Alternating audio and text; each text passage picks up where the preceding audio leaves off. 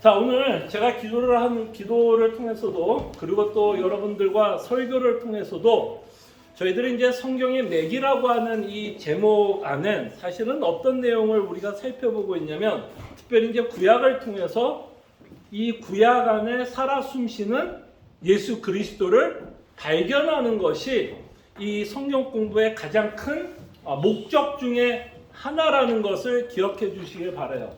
그러니까 성경을 우리가 바르게 하려면 이제 제목도 성경의 맥 아니겠습니까? 맥을 짚으면서 그 사람이 건강한지 건강하지 않은지를 이제 맥을 짚으면서 알아가는데, 성경의 맥이라고 이름을 지으면 사실은 어떤 의미가 이 속에 담겨져 있냐면, 구약에 살아 숨쉬는 예수 그리스도를 발견하는 게 결국 뭐예요? 성경의 맥을 잡는 거예요. 성경의 맥을 잡는 것, 예수 그리스도를, 구약에 있는 예수 그리스도를 만나는 것, 발견하는 것이 성경의 맥이다라고 생각해 볼 수 있을 것 같아요. 그래서 성경 구절 하나를 더 한번 여러분들에게 소개해 주려고 합니다. 자, 히브리서 1장 1절에서 3절. 좀 전에 우리가 설교를 통해서 이제 누가복음 24장을 통해서, 그죠? 모세와 그죠? 선지자들이 다 누구에 관한 거를 기록했다고요? 예수님에 대해서 기록했다라고 말씀하고 있다면, 또 히브리서를 보면 또 똑같은 이야기, 누가가 했던 이야기를 또 다른 식으로 이야기하겠지만 결론은 뭐예요? 똑같은 이야기를 말씀하고 있는 걸 보게 됩니다. 제가 한번 읽어드릴게요. 자, 옛적의 선지자들을 통하여, 이건 누가복음 24장에 나왔던 내용이죠. 선지자 얘기 나왔고, 그 다음에 사도 바울도 자신을 변호하면서 선지자들이 썼던 글을 믿었다라고 말씀하고 있죠. 그래서 옛적의 선지자들을 통하여, 근데 여러분 선지자 중에는 누구도 들어가 있는지 알아요? 여러분 신명기 18장을 읽어보면 거기에 나왔던 너와 같은 선지자를 세울 거라고 얘기해요. 그 신명기를 누가 썼죠? 모세오경을 쓴 모세. 그럼 너와 같은 선지자를 세운다고 이야기하면 모세도 어떤 자라고 하나님이 말씀하는 거예요? 선지자라고 얘기하는 거죠. 그러니까 사실 여기서도 봐도 옛적의 선지자들을 통하여 라고 이야기하면 그냥 선지서만을 이야기하는 게 아니라, 사실 선지자라고 이야기하면 히브리서는 뭐야? 뭉뚱돼서 사실은 뭐를 다 말하고 있는 거예요? 구약의 모든 내용들을 포함하고 있는 내용이라고 생각하면 좋을 것 같아요. 그래서 옛적에, 이 옛적은 누구와 대조가 되는 말이냐면 예수님과 대조가 되는 말이에요. 예수님이 오기 전에는 다 뭐예요? 다 뭘까요? 옛적이에요, 옛적. 그죠? 옛적. 자, 옛적의 선지자들을 통하여 여러 부분과 여러 모양으로 우리 조상들에게 말씀하신 하나님. 그죠? 그래서 선지자들을 통해서 여러 모양, 그죠? 여러 모양들, 모세 오경 읽어보면 좀 제가 설교를 통해서 말씀드린 것처럼 여러 모양이면 거기에는 인물들도 들어가는 거죠. 인물들. 특별히 여러분들이 믿음의 조상하면 누구예요? 아브라함. 예, 아브라함. 또 아브라함의 자손들 이야기, 요셉 이야기. 또 모세오경 중에서 가장 유명했던 사건을 기록하고 있는 책 중에 하나가 출애굽기. 여러분, 출애굽기는 어떤 내용인 것 같아요? 여러분, 정말 하나님이 이스라엘 민족의 애굽을 떠나게 하는 그 내용만 기록하고 싶어서 하나님이 그 역사를 일으키는 건가요? 아니에요. 사실 출애굽기는 성도가 받는 구원을 너무나 잘 설명하고 있는 구절이에요. 마치 모세는 누가 되는 거예요? 마치 누구처럼? 그렇죠, 예수님이 되는 거예요. 그래서 하나님의 백성을 출애굽시켰다. 그러면 이거를 예수님과 연결을 시키면 뭐야? 이스라엘 민족들은 애굽에 뭐였죠? 노예. 그럴 때 성경은 인간에 대해서 뭐의 노예라고 표현을 해요? 죄의 노예라고 표현을 해요. 그래서 출애굽기를 통해서 죄에서 해방된 성도의 모습, 그리고 그 출애굽기의 내용은 가나안까지 들어가는 그 여정은 꼭 우리의 구원을 설명하는 것 같지 않아요? 뭐예요? 출애굽한 것도 구원이 아니에요. 구원 받은 거예요. 그 다음에 광야를 지나가는 현장도 뭐예요? 구원이에요. 그 다음에 가나안이 뭐예요? 최종 목적지 구원이에요. 그랬을 때 우리가 구원 이미 받았어요, 안 받았어요? 오늘 여러분들에게 말씀드린 것처럼 의롭다함을 받았다. 용서함 받았어요, 안 받았어요? 그건 마치 출애굽으로 이야기하면 뭐야? 과거죠. 이미 나온 거예요. 그러나 우리의 삶이 지금은 어때요? 가고 있는데 어떤 삶이에요? 쉬워요, 어려워요? 그렇죠. 광야 광야 같은 삶. 그 이스라엘 민족이 40년 동안 광야 같은 삶. 그 안에는 수많은 일들이 있죠. 수많은 아픔, 우리를 염려케 하는. 그래서 히브리서에 보면 성도의 삶을 광야 학교라고도 이야기를 합니다. 그는 우리가 성도로서 이 땅이 성도도 광야가 있다 없다? 있다는 얘기예요. 그렇지만 그게 구원을 안 받았다는 얘기가 아니에요. 그러면서 우리가 최종 목적지가 출애굽하면서 최종 목적지가 가나안이었던 것처럼 성도의 최종 목적지는 어디예요? 천국. 그렇죠. 하나님의 나라. 그러니까 이 출애굽기를 통해서 누구를 준비하고 있는 내용이에요? 예수님. 예수님 보여요, 안 보여요? 그러니까 출애굽기를 통해서 물론 눈으로는 저도 안 보여요. 어디 가서 여러분 예수님 봤다 그러면 전 더 의심합니다, 여러분. 오히려 의심합니다. 무슨 얘기인지 알아요. 육적으로는 안 보이는데 이 출애굽기 안에서도 누가 이렇게 살아 숨쉬는 것 같아요. 예수님. 그리고 예수님이 보이면 사실 여러분들이 예수님이 보이면 그 안에 계신 여러분들의 삶도 보인다. 무슨 얘기인지 아까 출애굽기의 삶이 누구 삶이에요? 여러분과 우리의 삶이잖아. 그죠? 자, 그래서 여러 모양에는 여기는 또 제도, 제사 제도, 하나님 주신 수많은 제도, 또 우리가 지금 배웠던 내용 중에 하나가 뭐였죠? 직분자들도 여러 모양의 일까요, 아닐까요? 직분자들도 하나님 주신 여러 모양이 아니에요. 여러 모양이죠. 뭐 왕의 직분, 선지자의 직분. 목사님 물 저기 떠다녔어요. 네, 감사합니다. 그래서 그런 기쁜 자들을 통해서도 하나님은 여러 모양으로 우리에게 말씀하셨어요.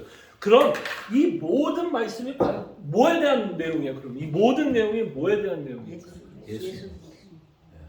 그러니까 이제 히브리서가 뭐라 그래? 2절에 이 모든 날 마지막에는 다른 모양으로 이야기할 필요가 있어요, 없어요? 더 이상 아브라함이 필요해요? 출애굽기가 필요해요? 필요 없어요. 왜? 그 예수님이 오셨으니까. 그 모든 사건들, 그 인물들이 말하고자 하는 참 주인공이신 예수 그리스도께서 오셨기 때문에 이제 마지막으로 우리에게 말씀하시는 분은 누구를 통해서?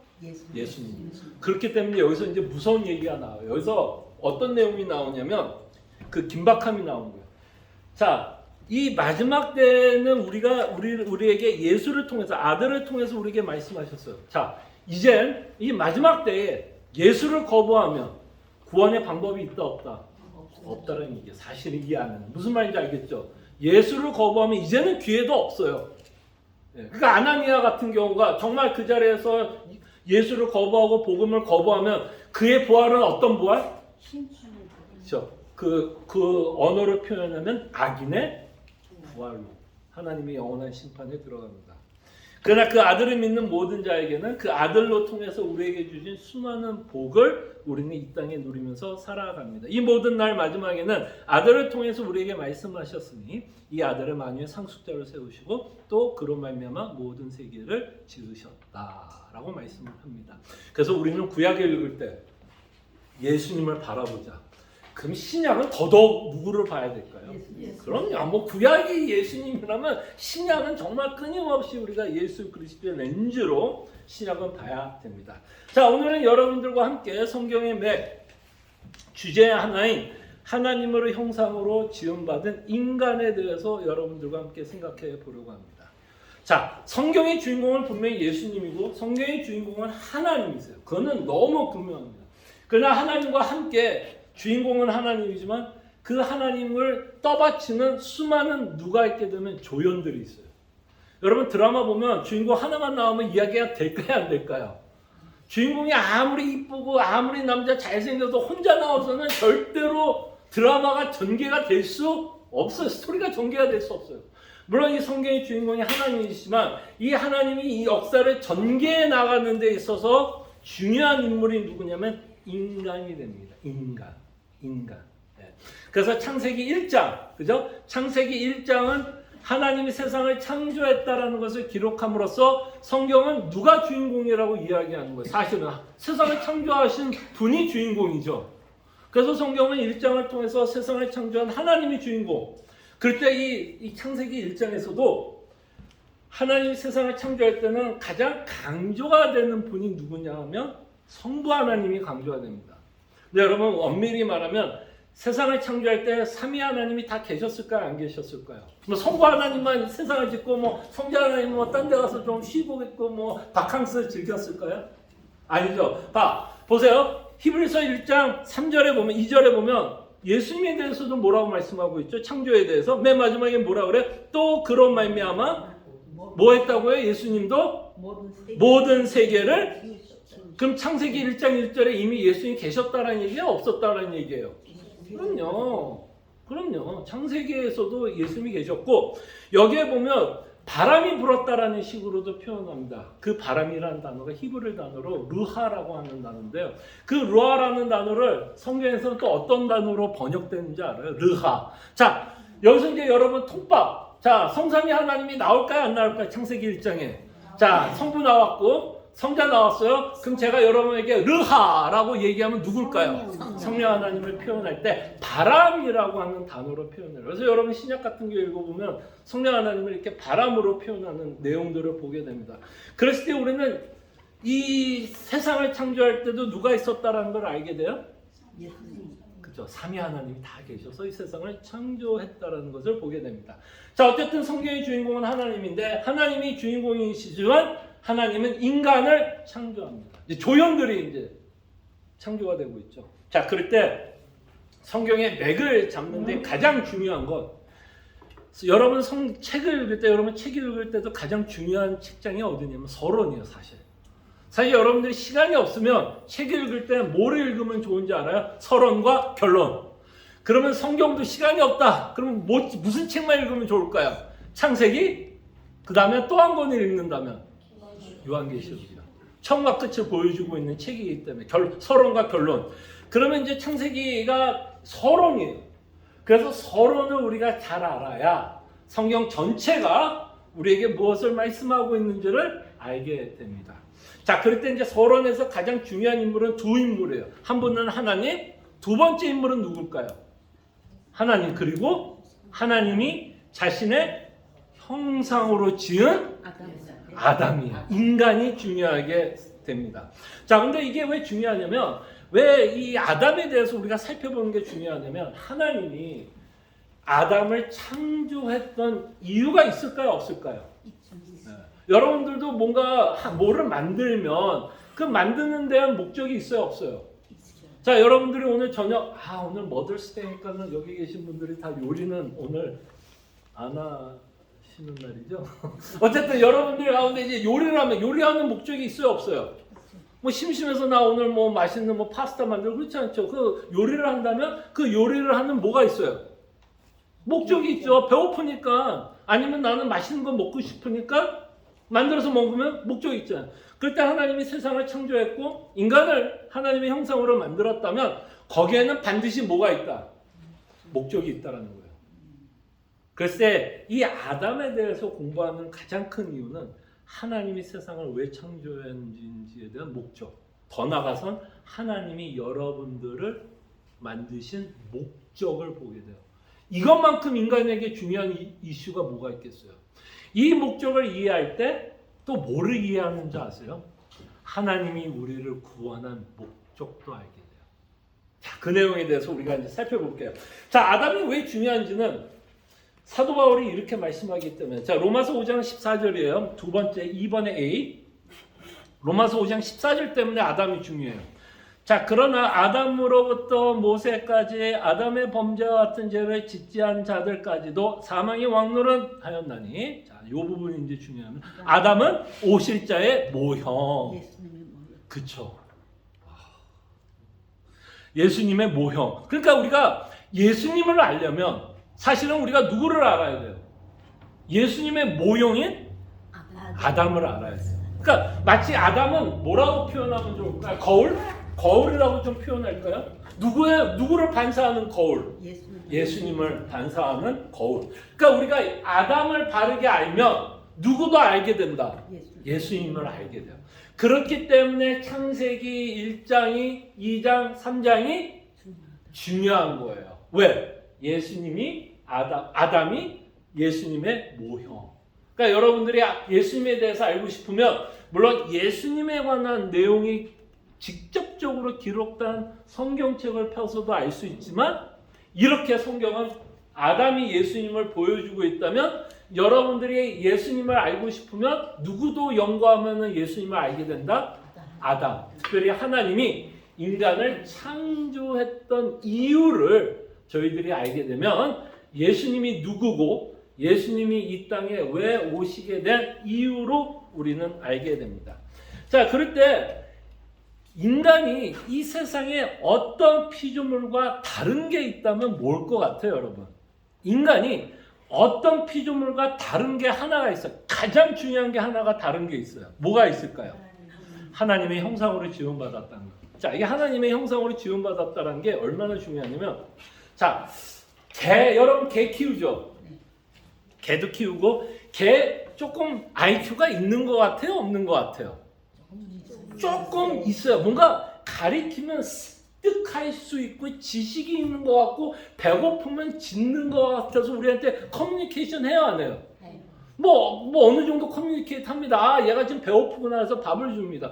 그래서 얘들도 개도 지식이 있고요. 뭔가를 습득을 할 수 있는 능력이 있고 얘 화내요 안 내요? 개도 화내요 안 내요? 내요. 옛날에 제가 개를 키운 적이 있는데 집에 한국에 있을 때 개를 키운 적이 있는데요. 가끔 이 개를 오래 집에다 놓고 나오잖아요. 그럼 개가 어떻게 놓는지 알아요? 우리 집을?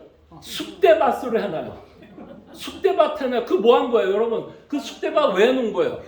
화났다는 거. 왜 자기 혼자 놓고 나갔느냐 라면서 화를 내고 있는 거예요. 그리고 제 말에 밥을 주는 자에게는 개도 순종해야 안 해요?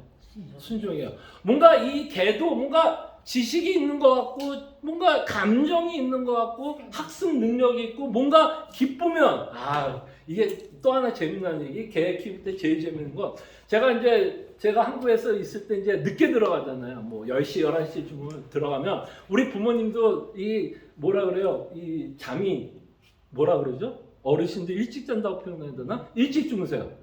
그러면 이제 보통 제가 늦게 들어가잖아요. 한국에서 늦게 들어가면 뭐 부모님은 저를 반기지 못해요. 근데 꼭 반겨주는 강아지가 있어요. 얘가 진짜 꼬리 흔들고요. 그리고 우리 밥 다 먹었어요. 뭐 하면서 나온 줄 알아? 꼬리 흔들면서 오줌 싸서 나와요. 그게 뭐 하다는 얘기예요? 그렇죠. 반갑다라는 자신의 어떤 감정을 어느 정도 표현하는 거죠.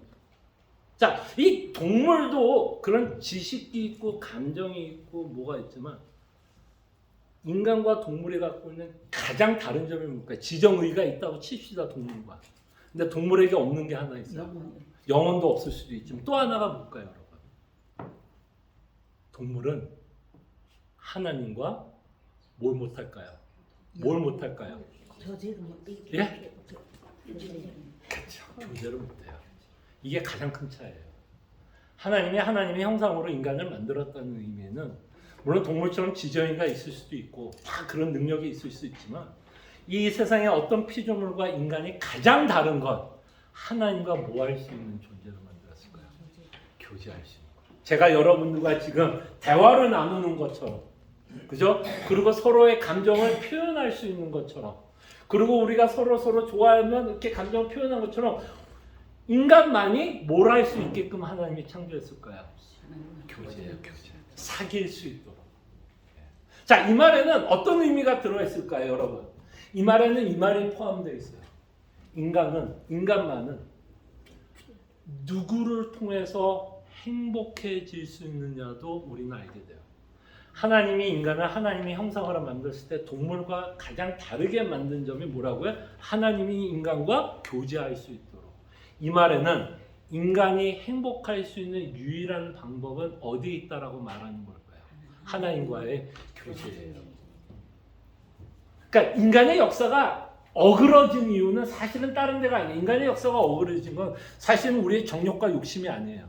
엄밀히 말하면 어디가 틀어졌냐면 우리의 유일한 행복의 근원지인 하나님과의 뭘로부터 시작한 거예요? 교제의 단절에서부터 시작한 거예요. 자, 보세요. 인간이 교제에서 단절이 오면 인간은 뭐를 못 느껴요? 참된 행복을 느낄 수가 없어요. 그렇기 때문에 인간이 뭐를 하게 되는 줄 알아요? 행복을 다른 데서 찾는 거예요.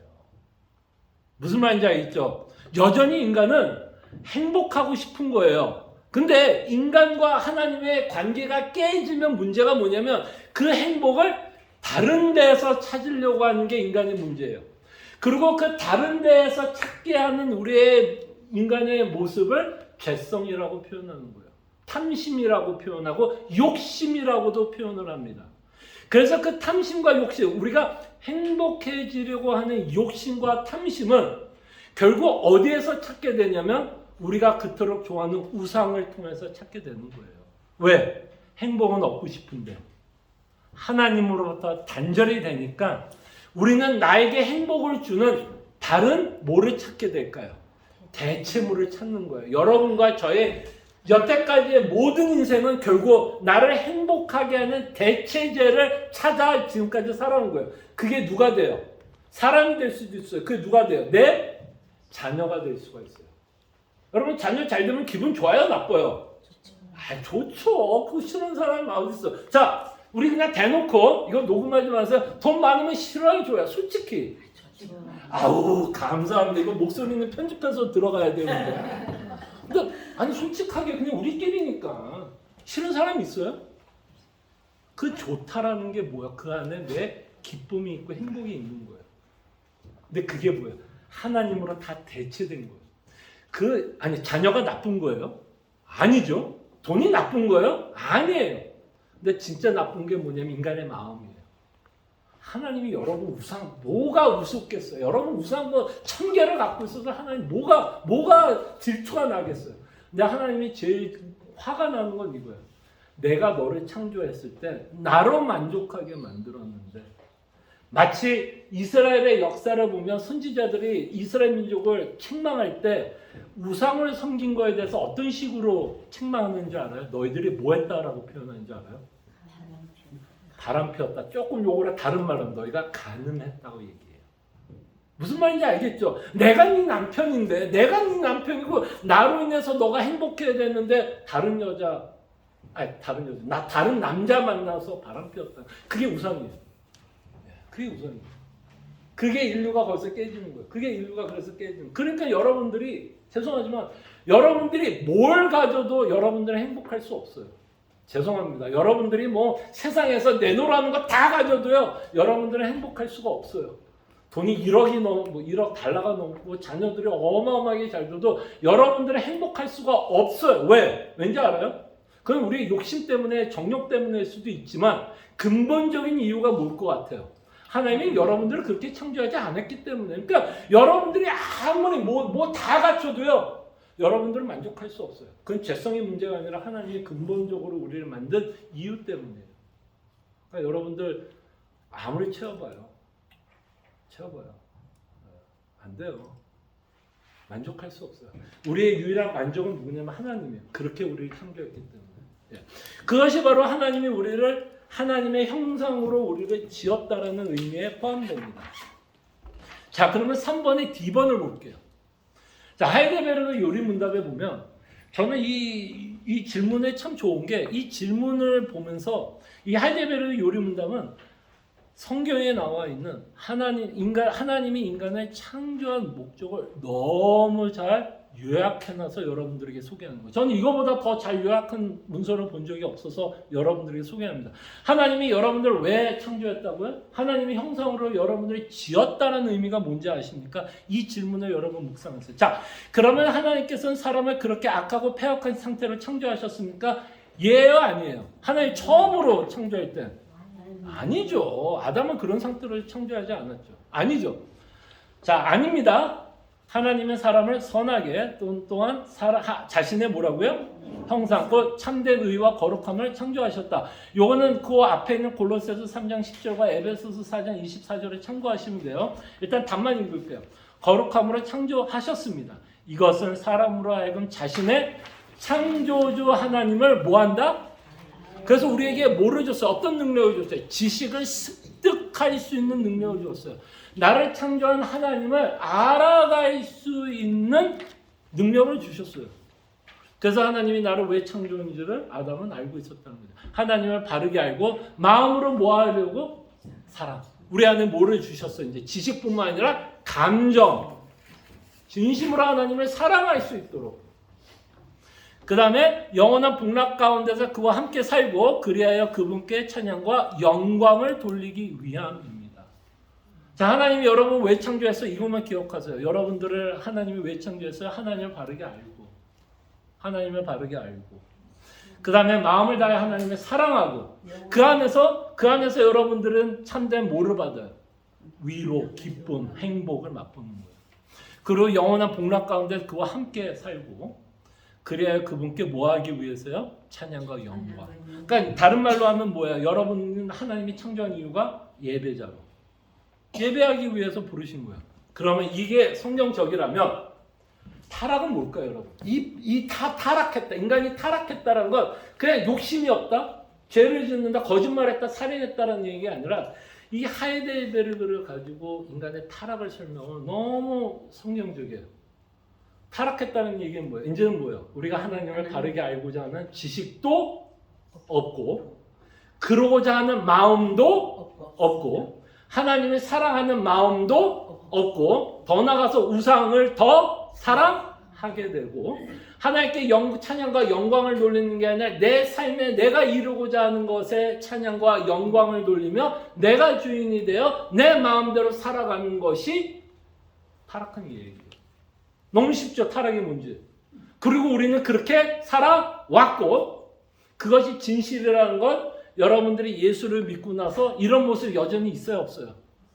여러분들은 하나님의 뜻 가운데 살아가기를 원하지만 하나님의 뜻보다는 언제 더 기뻐요? 솔직히 우리끼리 이렇게 얘기하면 대답해 주시면 힘이 나죠. 우리끼리 여전히 내 뜻대로. 내가 즐거운 일을 할 때는 힘든 줄을 모를 거예요.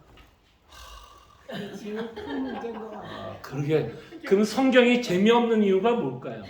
이분의 얘기가 맞다면 성경이 재미없는 이유, 기도가 재미없는 이유는 그것이 즐겁지? 감사합니다. 하지 말라는 게 많아서 재미없어. 예?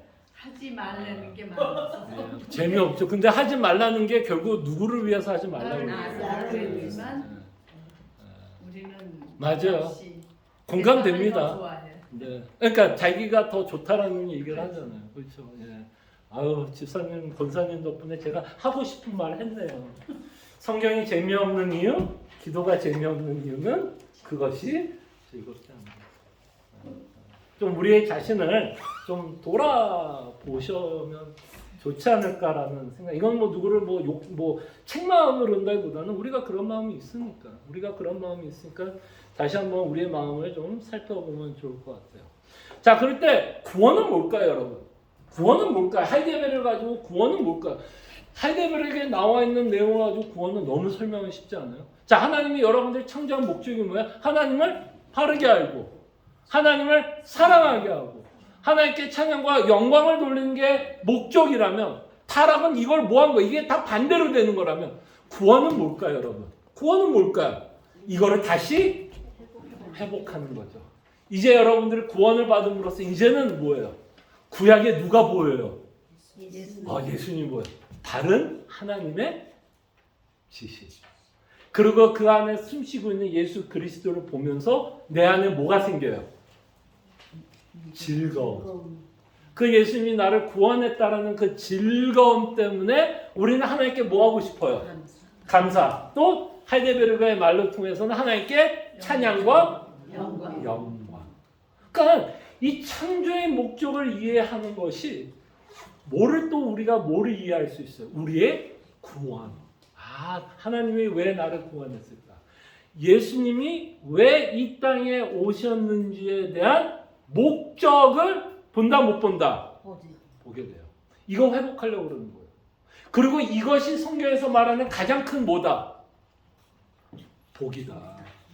이게 가장 큰 축복. 그러니까 여러분들이 하나님을 알고 하나님을 사랑하고 그에게 예배하는 게 성경에서 말하는 가장 큰 복. 그러면 우리의 기도 제목의 가장 우선순위가 되어야 하는 기도 제목은 언제나 이 내용이겠죠. 그러나 우리가 육체를 갖고 있기 때문에 이 땅에서 우리가 필요한 게 있어요, 없어요? 그러다 보니까 우리가 육체로 필요한 것을 위해서도 기도하지만 끊임없이 우리 기도 제목의 우선순위는 뭐예요? 하나님을 중에 바르게 알게 하옵소서. 그 아는 것만큼 하나님을 더 사랑하게 하시고 그 사랑 때문에 하나님이 우리에게 요구하는 순종의 삶을 더 살아갈 수 있도록. 제가 기도 제목을 몇 개 드렸어요 오늘 벌써 3개 드렸어요. 3개 기도하게 됩니다. 그럴 때 예수님이 이 땅에 오신 아담이 아까 말한 것처럼 아담은 예수님의 모형. 그러니까 타락하기 전에 참 인간은 누구예요? 아담이죠. 참 인간. 근데 타락 후에는 엄밀히 말하면 참 인간이 있어요, 없어요? 참 인간이 없어요. 왜? 하나님이 창조한 목적대로 남은 인간은 없기 때문에. 그죠? 하나님을 바르게 알고 하나님을 사랑하고 하나님의 찬양과 영광을 돌리는 인간은 아담이 타락 후에 있어요, 없어요? 그러니까 참 인간은 엄밀히 말하면 참 인간은 있는지 몰라도 참 인간, 다시 말씀드리면 하나님이 창조한 목적대로 인간은 있다 없다? 없다. 그래서 누가 왔을까요? 예수님이 어떤 자일까요? 제가 여기서 뭐라 썼어요? 5번에 보면 참 인간. 참 인간. 이런 면에서 예수님이 누구의 모형이 되는 거야? 아담이 누구의 모형이 되는 거야? 예수님의 모형. 왜냐하면 참 인간의 모형, 타락하기 전에는 아담이 예수님의 참 모습을 그대로 갖고 있었으니까 하나님을 알고 하나님을 사랑하고 하나님께 예배하는 자. 그래서 아담이 참 인간의 모습을 잃어버렸다면 참 인간이신 예수 그리스도께서 오셔서 그 형상을 뭐 했다라고 말할 수 있어요? 형상을 회복해. 완성 또는 그러니까 완성은 좀 아닐 것 같아요. 왜냐하면 우리가 아직도 죄성이 남아 있기 때문에 그 한계가 있지만 그 완성은 어디에서 완성할까요? 천국. 그것을 향해서 가게 됩니다. 자, 그러면 이제 여러분들이 이제 이 땅에 살아가면서 이제 유일하게 참 인간은 누구예요? 유일한 참 인간은 예수님밖에 없죠. 우리도 아직 뭐 죄성이 남아 있으니까 여전히 약간 이제 타락 어떤 모습을 갖고 있지 않습니까? 자, 그렇다면 이제 성도는 누구를 닮은 삶을 사는 거예요, 여러분? 예수. 그렇다면 여러분 예수를 닮은 자의 삶이 이제 어떻게 나올까요, 여러분? 여러분들이 예수를 닮는다면. 그래서 한 예로 저는 빌립보서 2장 5절에서 8절의 내용을 기록했습니다. 참 인간으로 회복된 성도의 삶. 즉 어떤 삶? 예수님의 마음을 품고 사는 자. 네. 그렇죠. 여러분들이 정말 그리스도를 말미암아 하나님의 형상이 품어졌다면 그리스도가 갖고 있는 마음도 우리가 뭐 해야 될까요? 품어야 될까요? 안 품어야 될까요? 품어야 되죠. 자, 그럴 때 아까 말한 것처럼 구약도 예수님이 중심이라면 신약도 누가 중심이에요? 예수님. 자, 그러면서 빌립보서 2장 5절에서 8절에 보니까 너희 안에 이 마음을 뭐 하라고요? 누구의 마음? 이제는 여러분들이 하나님의 형상으로 회복된 자이기 때문에 이 마음을 품을 수 있다 없다? 품을 수 있다는 얘기예요. 품으라 곧 그리스도 예수의 마음이니 그는 근본 하나님의 본체시니 하나님과 동등됨을 취할 것으로 여기지 아니하시고 오히려 자기를 비워 종의 형체를 가지사 사람들과 같이 되셨고 사람의 모양으로 나타나서 자기를 낮추시고 죽기까지 복종하셨으니 곧 십자가에 죽으심이라. 자, 여기서 사도 바울이 말하는 예수님의 마음은 어떤 마음일까요, 여러분? 하나님의 형상 가운데 예수님의 마음이 이 안에 어떻게 녹아져 나오는 것 같아요? 예수님의 죽으심을 기록하고 있는데 사도 바울이 뭐라고 명령해요? 예수님의 마음을 품으라. 그럼 이 예수님이 죽고 있는 그 모습 가운데 예수님의 뭐가 들어있어요? 예수님의 마음. 예수님이 왜 십자가에 죽으셨는지에 대한 마음이 기록되어 있다는 거죠. 자, 그렇다면 여기에는 어떤 마음이 들어있는 것 같아요? 끊임없이 사도 바울이 우리에게 말하고자 하는 마음이 어떤 마음이에요? 네? 자기를 낮추시는 거. 예. 자, 이거를 조금 더 우리의 실생활에서 사용하는 단어라면 뭐예요? 자기를 낮췄다라는 의미가 뭘까요? 어떤 자의 삶? 예, 겸손을 말하고 있어요. 겸손. 그러니까 이분이 누구예요? 예수님이 누구라고요? 하나님. 근데 하나님이 자신을 비우사 누구처럼 왔다? 종으로 왔다. 인간으로 왔다. 종으로 왔다. 그러니까 이건 뭐 참 설명하기 쉽지 않은 구절이지만 어쨌든 이런 내용이에요. 자기가 왕이었는데 왕으로 섬김을 받기보다는 뭘로 왔다? 종으로. 그렇죠? 종으로 왔다. 그러면 뭐예요? 이게 뭐 한 거예요? 이 마음이 왜 드신 거예요, 예수님이? 어떤 마음 때문에? 겸손. 사랑하시고 겸손한 마음. 그래서 우리는 이 땅에서 어떤 삶을 살려고 그래요? 겸손한 자. 겸손한 자. 근데 이것도 쉽다 어렵다. 어려워요. 아우, 수줍게 어려워요.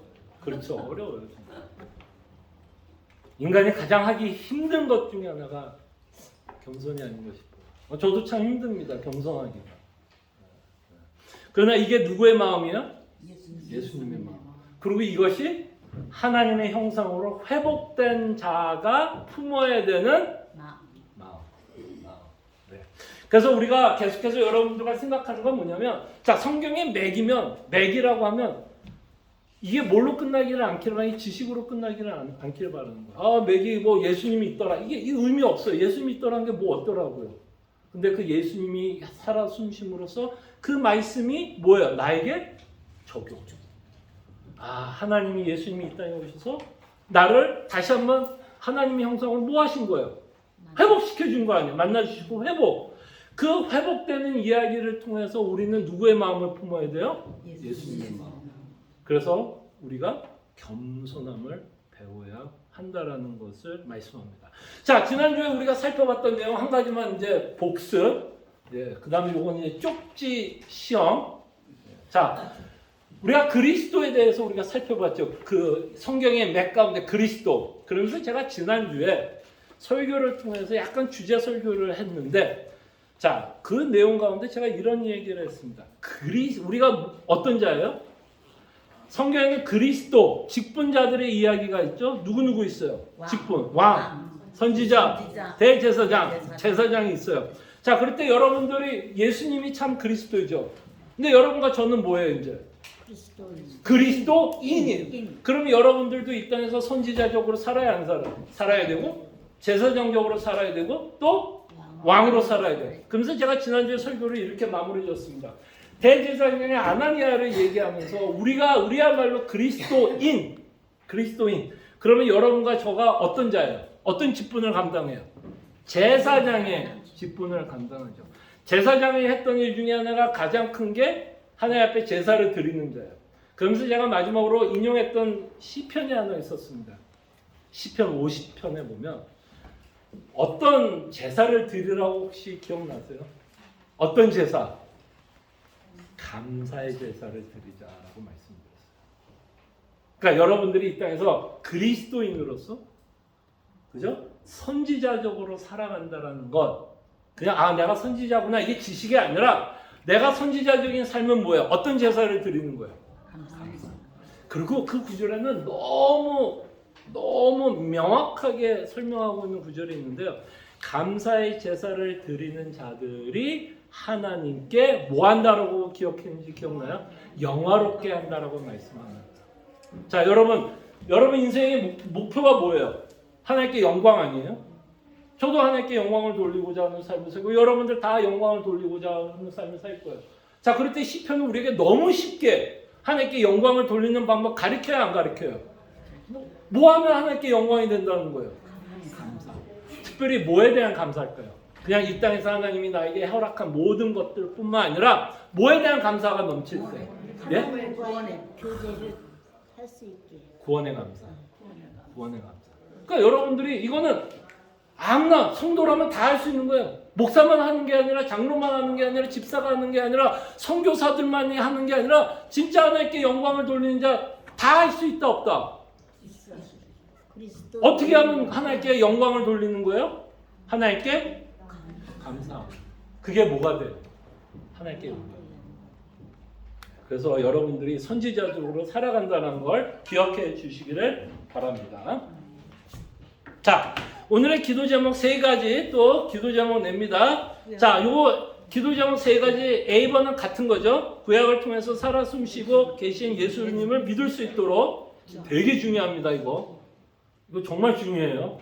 그 다음에 B, 하나님이 인간을 창조한 목적을 기억하도록 기도합니다. 이거는 아까 하이데베를 기억하십니다. 하나님 왜 창조했는지. 예수님이 겸손하셔서 십자가에 돌아가신 것 같이 우리도 예수님의 마음을 품고 겸손히 살아갈 수 있도록 기도합니다. 하나님의 형상으로 회복된 자들은 누구의 마음을 품는다? 예수님의 마음을 품고 예수님이 십자가에서 달려 죽으셔 낮추신 것처럼 우리도 겸손하고 낮추며 살아가려 애를 씁니다. 그래서 이 세 가지 기도 제목 저희들이 기억하면서 저희가 함께 하나님께 기도하고 여러분 우리가 하나님께 또 간절하게 또 절실하게 하나님께 기도하고 제가 기도하면서 마치도록 하겠습니다. 기도 제목 기억하면서 기도하죠. 주님 이 시간 기도합니다. 주여 정말 대사장 아나니아도 그렇고 사도 바울도 그랬고 구약에 있었던 예수 그리스도를 발견하지 못하는 것 때문에 예수님이 이 땅에 오셔서도 이들은 그리스도를 믿지 못하고 있는 모습을 보게 됩니다. 구약 가운데 살아 숨쉬고 계시는 예수 그리스도를 저희들로 만나게 하여 주시고 참으로 이 하나님이 구약을 통해서 무엇을 준비해 나갔는지를 깨달을 수 있도록 주님 은혜를 베풀어 주시기를 원합니다.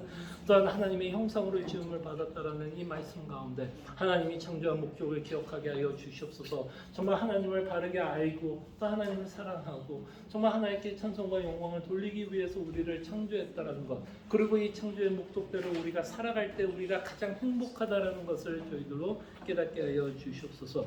또한 주님 예수님의 마음을 품기를 원합니다. 하나님의 형상으로 회복되었을 때 정말 예수님이 십자가에서 죽으신 그 겸손을 저희들 배우게 하여 주시옵소서.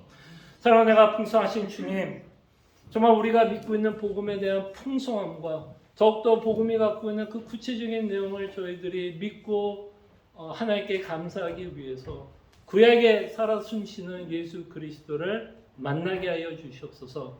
특별히 성경의 맥이라고 하는 주제를 통해서 구약 가운데 살아 숨쉬고 있는 예수 그리스도를 만나며 그 만나는 그 자리에서 예수 그리스도의 복음을 더욱더 깨닫게 하여 주시고 그 깨달음을 통해서 정말 우리가 이 땅에서 어떤 마음을 갖고 살아가야 될지도 주님 깨닫게 하여 주시옵소서. 그때 우리의 형상이 그리스도로 회복되었다라는 것, 그래서 예수 그리스도의 마음을 품고 예수님이 십자가에서 죽으셨던 것처럼 자신을 낮추셨던 것처럼 왕이었음에도 종으로 와서 우리를 섬기셨던 그 겸손의 마음을 갖고 우리도 이 땅에 살아가게 하여 주시옵소서.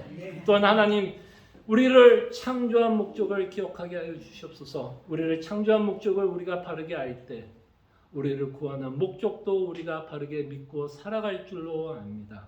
주님 정말 창조의 목적을 통해서 하나님이 우리를 왜 창조했고 왜 우리를 구원하고 있는지 깨달아 더욱더 주님을 바르게 알아가게 하여 주시고 하나님을 더욱더 마음을 다해 온 마음을 다해 사랑하게 하여 주시고 참으로 하나님께 찬송과 영광을 돌릴 때 세상이 줄 수 없는 참된 위로와 기쁨과 행복과 만족을 맛보며 살아가는 주의 귀한 자녀들 되게 하여 주시옵소서. 감사하고 살아계신 예수 그리스도 이름으로 기도합니다. 아멘. 수고하셨습니다.